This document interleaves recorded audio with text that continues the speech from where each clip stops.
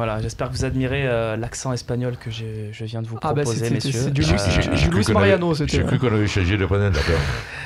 Muy bien, René. Alors pourquoi no nosotros? Parce que je vous fais une spéciale Colombie aujourd'hui.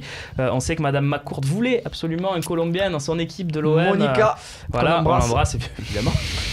Pourquoi pas. Et il n'y a toujours pas de Colombiens, donc pourquoi pas un Colombien en fin de mercato. Beaucoup ont bougé déjà de Colombiens, notamment les attaquants, mais il en reste quelques-uns qui sont encore intéressants.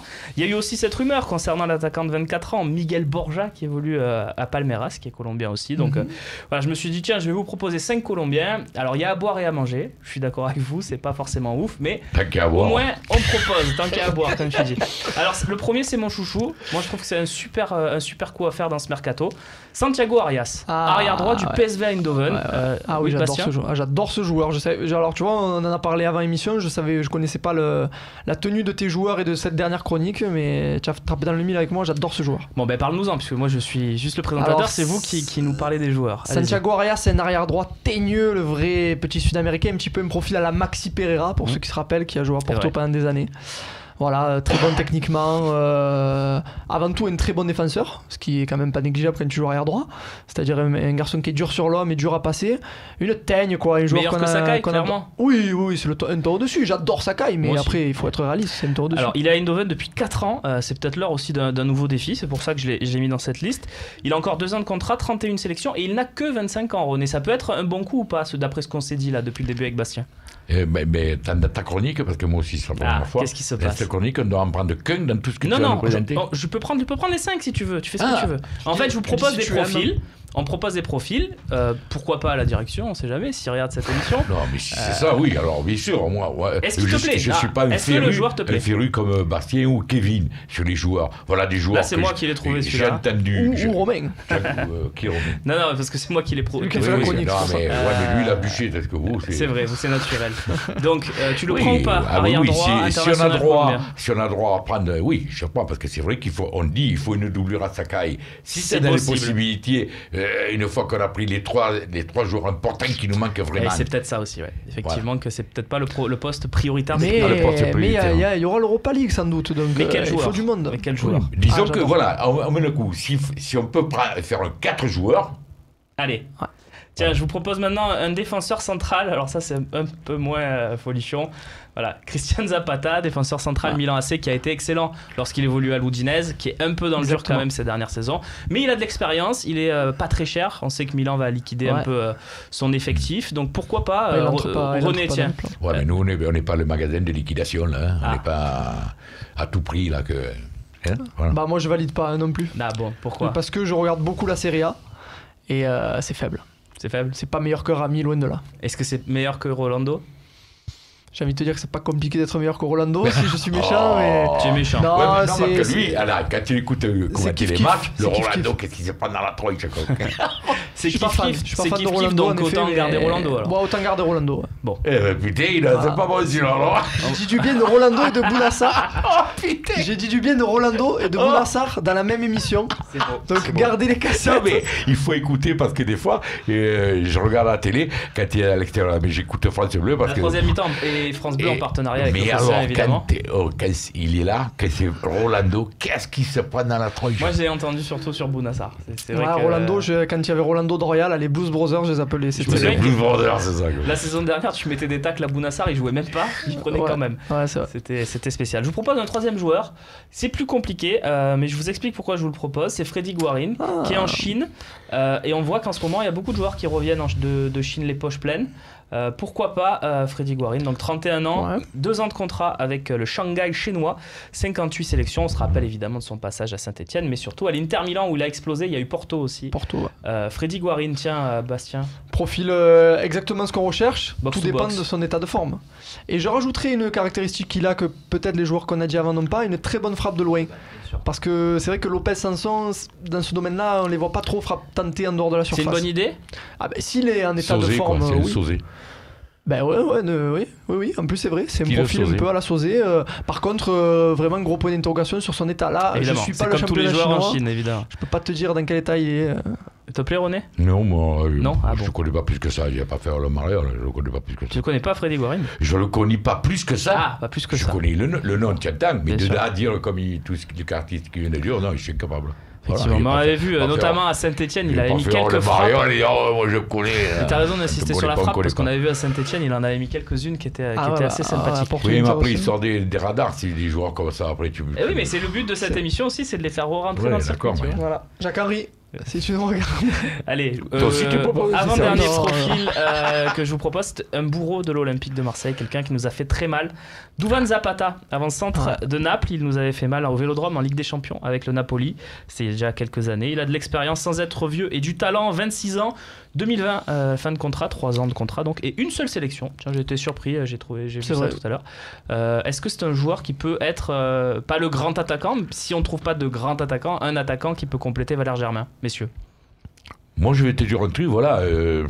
Moi, j'ai mis Milik, mais Zapata, par contre, je connais.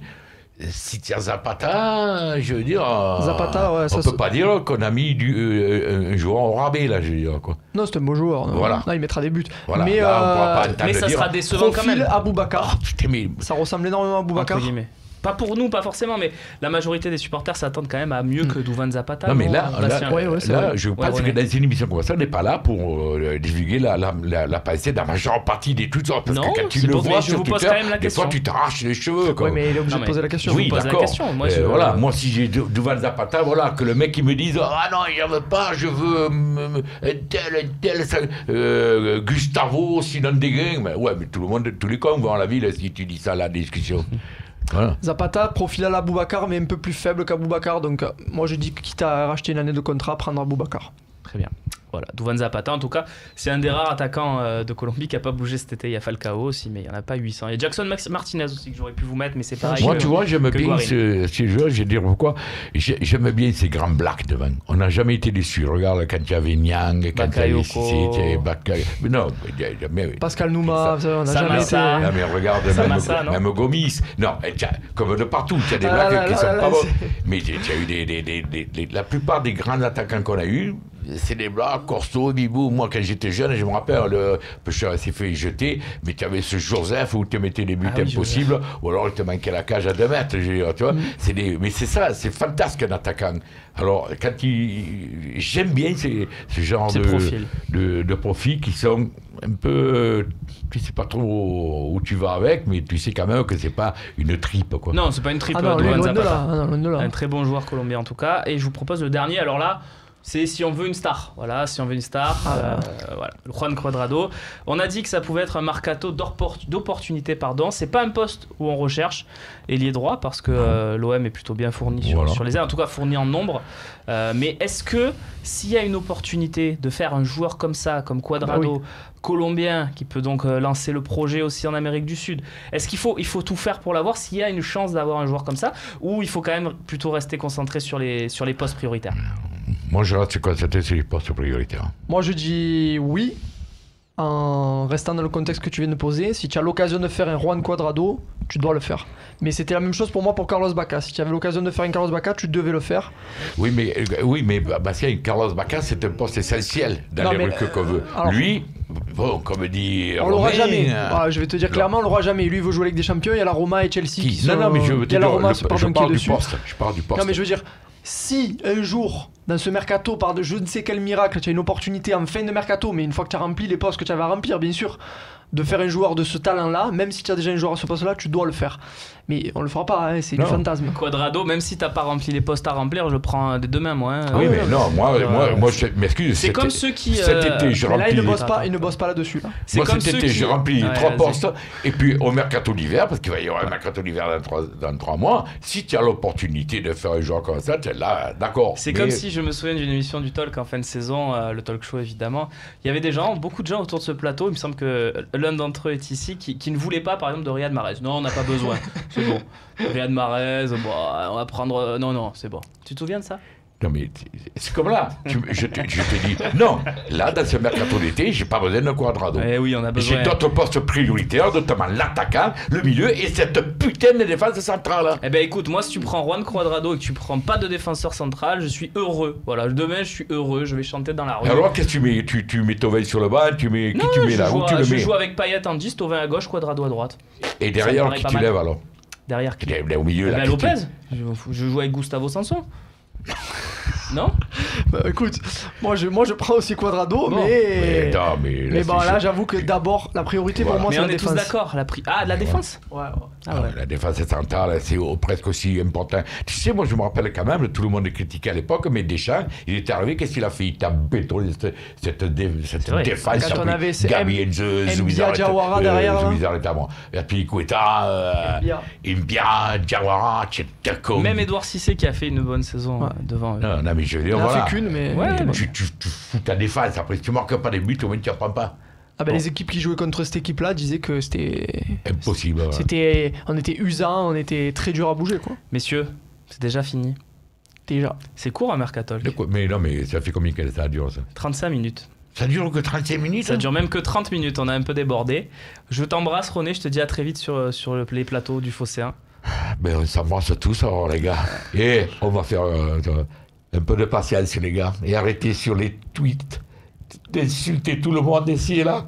Soyez patients, les gars. On aura le temps de gueuler. Merci René, en tout cas. Merci Bastien aussi. On se retrouve dimanche. France Bleu. Sur France Bleu pour le Phocéen. En partenariat, évidemment. Donc à domicile, c'est l'excellent Romain Herring. Et moi, j'essaierai d'être là le maximum à l'extérieur. Voilà. Super, rendez-vous est pris en tout cas. Merci Bastien et merci à tous. Excellent, Romain Herring. Bien sûr, vous êtes gentil. C'est pas forcément vrai, mais vous êtes gentil. On se retrouve très vite, quant à nous, pour de nouvelles émissions. Le Mercatol reviendra sans doute pour la dernière ligne droite. Le dernier jour, on se fera une très très grosse émission. J'espère avec vous, messieurs. On verra. On est là, papa. On est là. Et puis le Phocéen continue, évidemment. Mercatalk. Et ce soir aussi, 20h, Talk Academy. Je sais que ça te tient à cœur, forcément, bien Bastien. sûr. Tu as regardé un peu cette saison? Pardi. Qu'est-ce que tu penses du concept? Tiens, vite, je sais qu'on Alors déborde j'ai un peu, adoré l'histoire des sièges retournés. Ouais. J'aurais bien aimé le faire. Je l'ai fait pour rigoler, oui, tu te rappelles. On le diffusera sûrement sur Twitter. J'ai adoré le concept. Bon, après j'attends de voir la suite. Comme tout le monde, je vais me passer, mais j'en rate pas une. Parce que bon. Tu aurais choisi René comme équipe, tu aurais choisi qui, tiens? Je te mets un peu en porte-à-faux parce que tu aimes bien les trois. Sincèrement, je sais pas. Sincèrement, je pense que j'aurais pas préparé mon truc, j'aurais fait sur le moment au feeling. Celui qui m'aurait fait la meilleure impression. Mais pas René, quoi. De visu.